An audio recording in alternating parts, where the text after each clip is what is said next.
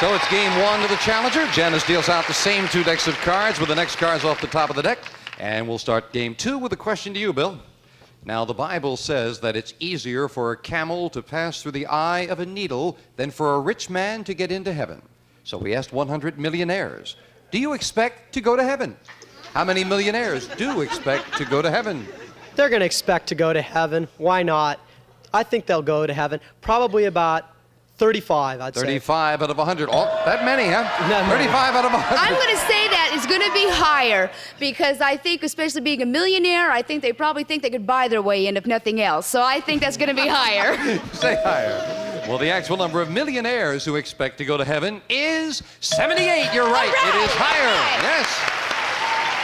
I guess I would assume from that logic that the other 22 expect to pass through the eye of a needle. Trudy, you start off the game with a jack. That's a good card. I'm going to keep it and go lower. Lower than the jack. An 8. I'm going to freeze on that 8. Move over the freeze bar, protecting that position for you, Trudy. And the question to you. Trudy, a Wisconsin couple was recently denied the right to adopt a child because they were considered too fat to raise the child properly. That's a fact. So we asked 100 people, should a person's weight be considered when judging his fitness to adopt children? How many people think weight should be considered when judging a person's fitness to adopt children? Oh, that would be horrible. I think if I was going to adopt a child, I don't think that would be a very good reason at all.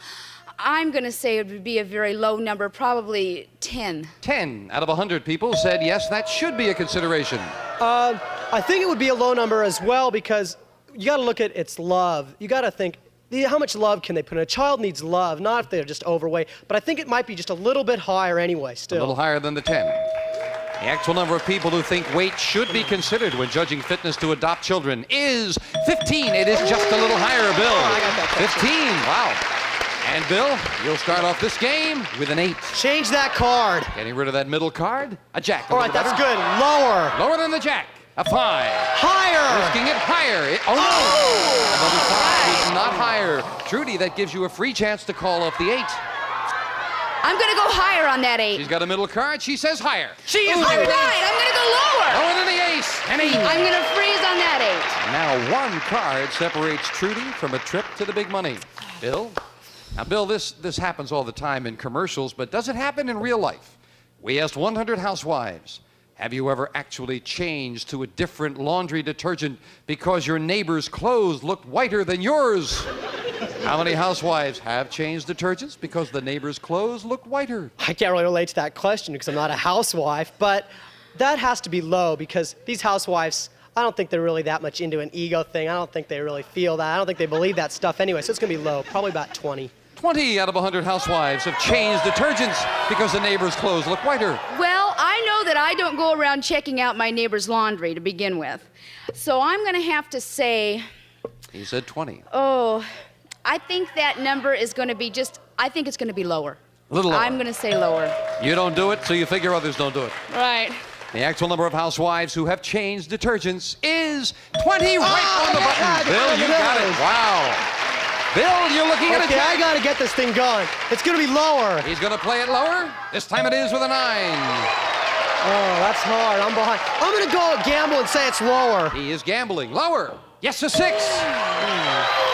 Higher. Going to play it again. Higher. No. And that was a big chance because it takes Bill all the way back to the base card. Most importantly, Trudy, you're calling off the 8 for the championship. Okay, I haven't seen any low cards. I'm going to go lower. She says lower. All right. Well, Bill, you've been a gambler in every match, and this time it didn't pay off. Nonetheless, $7,300. That's still a good number. I had a great time being here. It's been really fun. Thanks a lot for having me. Thank you, Bill. Okay, thank you very much. Bye-bye. And Trudy Rue, come on down here. Congratulations. Thank you. Thank you. Trudy is $200 richer, and she goes for the big money after we take time out for this. Way to go.